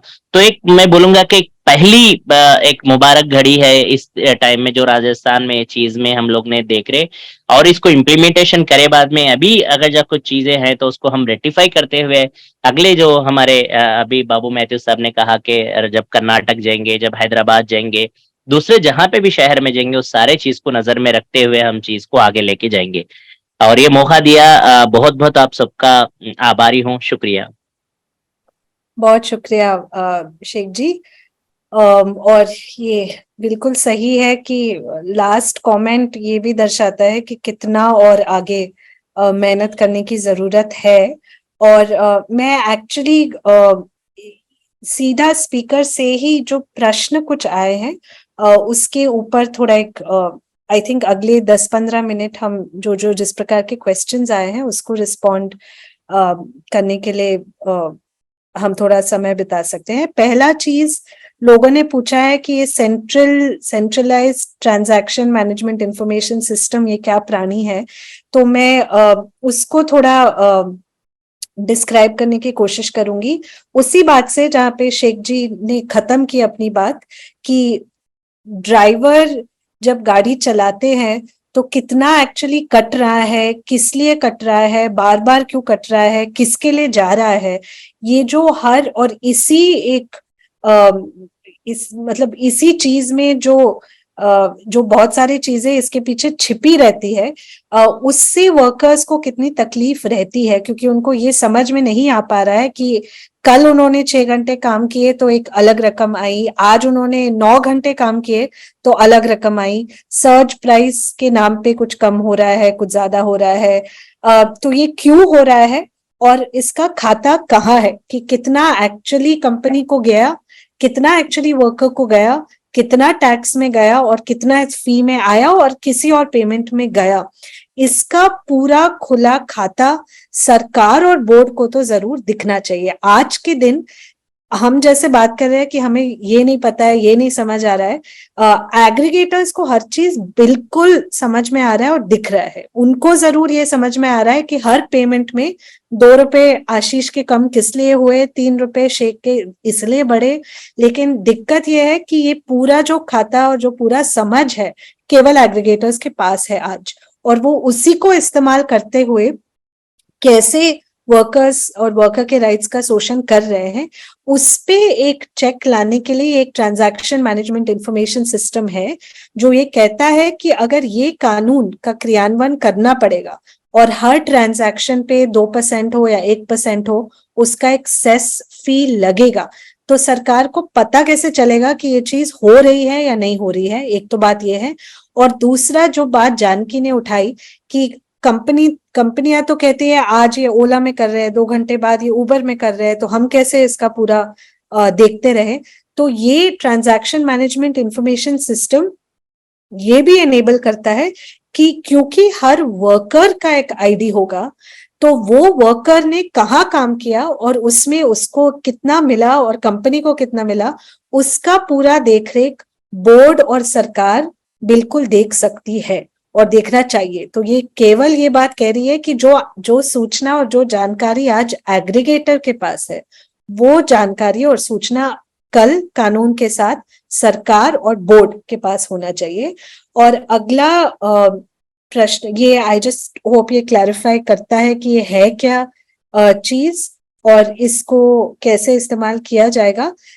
अगले प्रश्न से पहले, क्योंकि जरूरी है, लगभग 100 लोग जुड़े हैं, इसी मुद्दे से रिलेटेड ये जो बात बहुत संक्षेप में मैंने कहा भी था कि जब हम बात भी कर रहे हैं, लोकसभा में digital personal data protection bill pass हुआ है और हम में से सभी लोगों को ये एक्चुअली समझना चाहिए कि ये कानून क्या है। एक पूरा एक तकनीकी नाम दिया है और ऐसे लगता है कि ये पता नहीं कुछ हो रहा है और हम पे कोई ज्यादा असर या प्रभाव नहीं होगा, लेकिन डेफिनेटली जो लोग जुड़े हैं, जो रुचि रखते हैं और इस बात को जैसे सुनने के लिए आज इस चर्चा पे जुड़े हैं, और उसके साथ गिग प्लेटफॉर्म वर्कर्स और उनके यूनियंस जो जुड़े हैं आज, हमें बिल्कुल तुरंत ये समझना चाहिए कि ये कानून इतना एक बड़ा एक हथियार है सरकार के साथ, क्योंकि ये कहता है कि जो भी सूचना आज एक तो डिजिटल हो और जो पर्सनल हो, जिसका मतलब क्या है, पर्सनल सूचना क्या होगी, मेरा नाम होगा, मेरा अकाउंट होगा, मेरा फोन नंबर होगा, मैंने गाड़ी कहाँ से कहाँ चलाई वो सूचना हो, या मैंने किसने क्या ऑर्डर दिया वो सूचना हो, तो ये सारी पर्सनल सूचनाएं अभी सरकार कह रही है कि कौन इस्तेमाल करेगा या करेगी और किसके लिए इस्तेमाल करेगी, ये केवल एक कानून में जो सरकार की ताकत है कि वो तय करेगी कि कौन से लोग किस तरीके से इसका इस्तेमाल ठीक तरीके से कर रहे हैं, वो निर्णय लेगी। तो मैं बहुत इसका एक तकनीकी शब्दावली का इस्तेमाल नहीं कर रही हूँ, क्योंकि ताकि इसका मूल चीज हम समझे। सरकार और जो चीज जो शेख जी हमेशा कहते रहते हैं कि ये तो मेरा डेटा है और मुझे ही ना दिखाए और मैं ही उसका इस्तेमाल नहीं कर पाऊं, तो ये कंपनी क्यों ये डेटा मेरे से लेके और उसका इस्तेमाल कर रही है। ये उसी भावना के बीच में एक प्रकार का हाव है और अटैक है। तो इसके लिए हमें, ये लोकसभा में शायद लोकसभा में पास हो गया है कानून, लेकिन इसके लिए हमें कैसे एक सिटीजन कैंपेन, एक वर्कर्स कैंपेन एस्टैब्लिश करना चाहिए, इस चीज के आगे क्रियान्वयन को कैसे रोका जाए और एक कैंपेन बनाया जाए कि ये सारे जो हम डेटा बोल रहे हैं ये हम सबकी व्यक्तिगत संपत्ति है, हम सबका डेटा है, हम सबके अधिकार के लिए इस्तेमाल किया जाना चाहिए, और ये सरकार और कंपनियां केवल नहीं तय कर सकती कि ये डेटा किसके लिए इस्तेमाल करनी चाहिए और क्यों होनी चाहिए।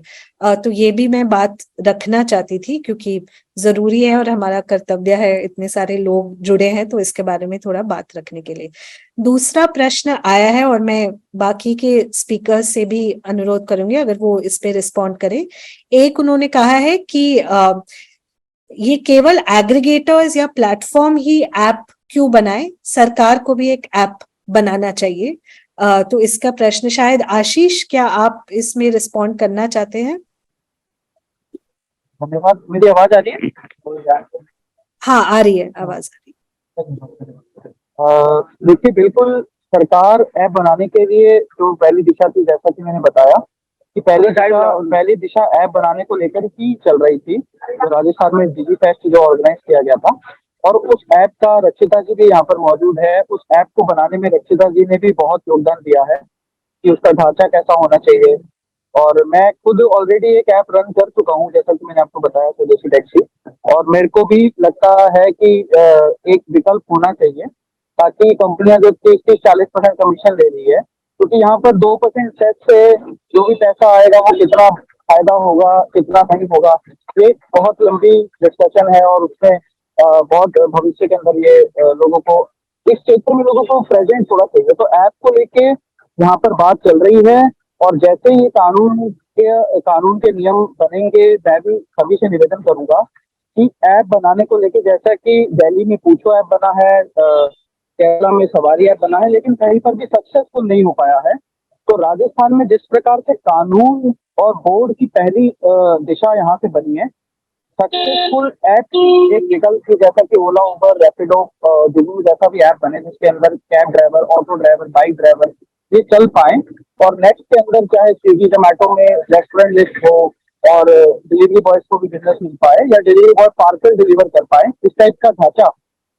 डिपार्टमेंट ऑफ इंफॉर्मेशन और DOIT को दिया गया है।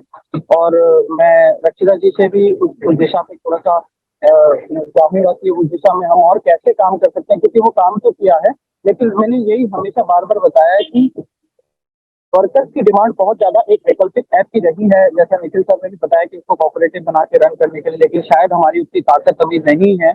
हमें बहुत ताकत अभी जुटानी है उन सारी चीजों को लेके। और राहुल गांधी जी को भी बताया था कि भाई अमूल जैसा मॉडल होना चाहिए, जहाँ पर 36 लाख किसान अपनी मेहनत का मूल्य उचित पा रहे हैं। तो उस दिशा में भी काम होना, वर्कर्स की 90% वर्कर्स की डिमांड बहुत ज्यादा रही है, और उस दिशा में काम चल रहा है। और मैं कोशिश करूंगा कि और सभी से, आप सभी से सामूहिक कुछ कार्य करके उस दिशा में भी हम आगे काम कर पाए, क्योंकि वो वर्कर ड्रॉप की बहुत ज्यादा डिमांड रही है और वो उस वर्कर्स को ऐसा लगता है कि वो एक बेहतर विकल्प है, चाहे वो अभी तक सक्सेसफुल नहीं हुआ कहीं भी इंडिया में, लेकिन हम कैसे कर सकते हैं उसको सक्सेस, उसके लिए क्या हमें आवश्यक है, थोड़ा आप भी एक कानूनन दिशा, एक औपचारिक दिशा थोड़ा बताएं। शुक्रिया, शुक्रिया आशीष। और हाँ, ये बात की राजस्थान में कानून के पहले ये प्रॉमिस किया था कि सरकार भी एक ऐप लाएगी, तो उस पे आगे हम सबको काम करने की जरूरत है और उसको भी आगे बढ़ाने का। और साथ ही जो एक और प्रश्न आया है कि बोर्ड की प्रणाली क्या होगी, कैसे काम करेगी वगैरह वगैरह, ये अभी जो कानून पास होने के बाद, अभी नोटिफाई होने के बाद जो इसके रूल्स बनेंगे, जो वो मसौदा होगा जो कहेगा कि ये कानून कैसे चलेगी, उसको बनाने की तैयारी अभी शुरू होगी राजस्थान में। और उसमें भी आप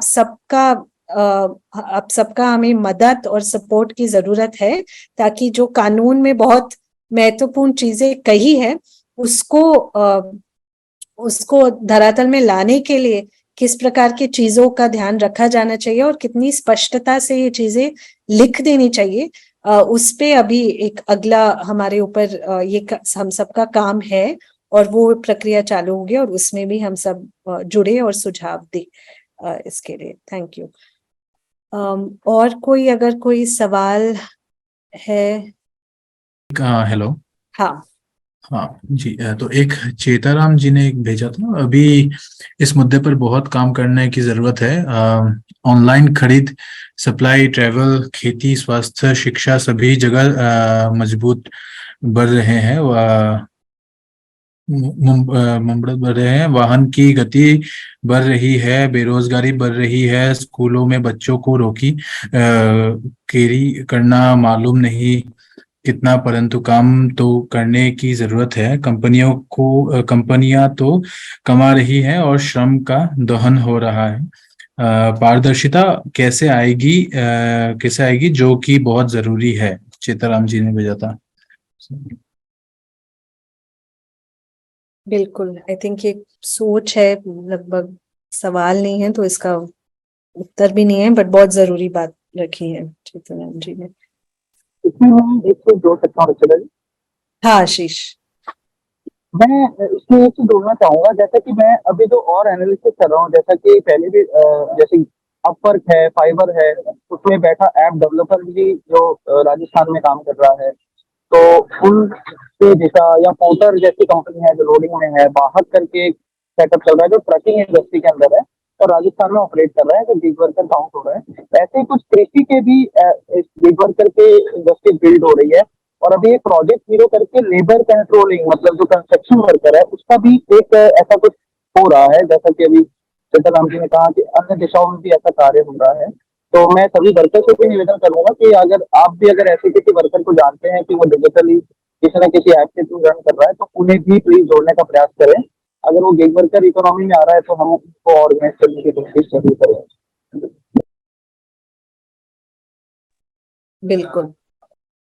आशीष भाई, इसके अंदर मैं एक चीज जोड़ना चाह रहा हूँ। जैसा BOCW में क्लियरली हम हैदराबाद में भी कोशिश करें, जो भी इलेक्ट्रिशियन है, अर्बन कंपनी में काम करते, चाहे वो इलेक्ट्रिशियन हो, चाहे मेस्त्री हो, या चाहे ये बोलते ना अपना प्लम्बर का काम करते हो, इन लोग को सबके लिए BOCW में भी उसका बेनिफिट ले सकते हैं। ठीक है, BOCW का कार्ड बना लिए तो वो भी बेनिफिट इन लोग को आता। अगर जो ऐसे लोग कोई है कंस्ट्रक्शन फील्ड में, प्लम्बर और इलेक्ट्रिशियन, तो उनको आप अपने आईफैट एज ए एफिलेट आप उनको थोड़ा अवेयरनेस क्रिएट करिए कि उन लोग को वो बेनिफिट वहां पे मिल सकती, वो हैदराबाद में और मुंबई में भी मिल रही। बिल्कुल शेख जी, इसके अगर कोई ऑर्डर्स है तो प्लीज आप शेयर कर लीजिए, क्योंकि ये जी। बहुत मदद होगा इसको और व्यापक तरीके से सभी जगहों पे बताने के लिए। थैंक मैं यू। आखिरी में एक हाँ। बात बोल के खत्म करना चाह रहा हूँ। हाँ। जैसे कि मैं भी वही सवाल पे देख रहा था कि आखिरी में मैं आप सबको एक बात बताना चाह रहा हूँ। अगर जब ये कानून के बारे में हम लोग चिंता कर रहे थे, बातचीत कर रहे थे, तो सरकार का भी जो इंटरेस्ट था, जो हम लोग रात करीब उसमें निखिल डेस्तार जी थे, रक्षिता जी थे, हम थे, यूनियंस की तरफ से और दूसरे यूनियंस भी रिप्रेजेंटेशन करे थे। सीएम साहब उस टाइम पे 9:30 से लेके रात के 11:30-12 बजे तक वर्कर्स की वॉइस और एक तरफ से सामने 6 प्रिंसिपल सेक्रेटरीज बैठ के उन्होंने पूरे डिपार्टमेंट्स को इन्वॉल्व करके इस प्रॉब्लम को शॉर्ट आउट करने की कोशिश की। तो आप ये समझ नहीं सकते कि एक दिन, एक मिनट, एक रात में जो भी हो गया। मगर हाँ, इसके लिए जितना काम सोचो कि आप कितने रात दिन निखिल सर के और हमारे रक्षिता जी के उठ गए इस काम में, क्योंकि जब ये बन रहा तो हर सवाल का जवाब हमारे पास रहना था। एक तरफ से कानून को हम लोग देख रहे थे, एक तरफ से वेलफेयर के बेनिफिट्स को देख रहे थे।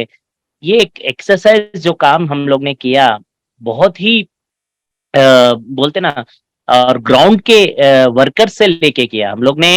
ये ऐसा नहीं किया कि कोई व्हाइट कॉलर लीडर बोल दिए सुन लिए। हमारे आशीष भाई, इसके अंदर धर्मेंद्र भाई का योगदान उसके अंदर था कि बहुत सारे वर्कर्स को हम लोग ने उनकी वॉइस सुनी, उनकी तकलीफ सुनी, उनकी परेशानी सुनी, चाहे वो ओला उबर की ड्राइवर हो, चाहे वो स्विगी जोमेटो के हो, चाहे वो पोर्टर के हो, चाहे वो अर्बन कंपनी के हो। ये सारे जनों का बात सुने बाद में हम जब सरकार के पास जाके बातचीत कर रहे थे, इनका निचोड़ निकाल के इनके लिए क्या बेनिफिट हो सकता है इस कानून के अंदर, उसके ऊपर एक पहली पहल थी ये। और उसके अंदर हम लोग ने अभी बोला ना, फूल नहीं फूल की पत्ती सही, कुछ हासिल किया। हम जरूर इस चीज के ऊपर अगले आने वाले दिनों में, जैसा अभी रक्षिता जी ने कहा, कि नेशनल कैंपेनिंग भी करेंगे, स्टेट्स वाइज भी हम लोग इसको कैंपेनिंग करेंगे। चाहे वो Indian federation of app based transport workers हो, चाहे वो Telangana gig and platform workers हो, चाहे हमारे धर्मेंद्र भाई और आशीष भाई, जितने भी सारे लोग यहाँ पे जुड़े हुए हैं डिफरेंट स्टेट से, हम सब अपने क्षेत्र में इसके ऊपर कैंपेनिंग करना, आवाज उठाना और सरकार पे प्रेशर बनाने की सबसे अहम जरूरत आज के तारीख में है। बस, शुक्रिया।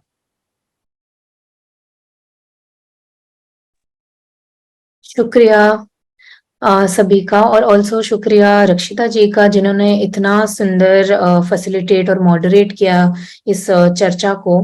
मैं सभी स्पीकर्स से भी धन्यवाद कहना चाहूंगी कि वो अपना वक्त निकाल कर आए और हमारे साथ ये नॉलेज शेयर किया और ये डिस्कशन को इतना एनरिचिंग बनाया। और सभी का जो अपने सवाल पूछ रहे थे, जो सुन रहे हैं, जो अपने अपने क्षेत्रों में इन्हीं विषयों पर काम कर रहे हैं, तो बहुत बहुत शुक्रिया।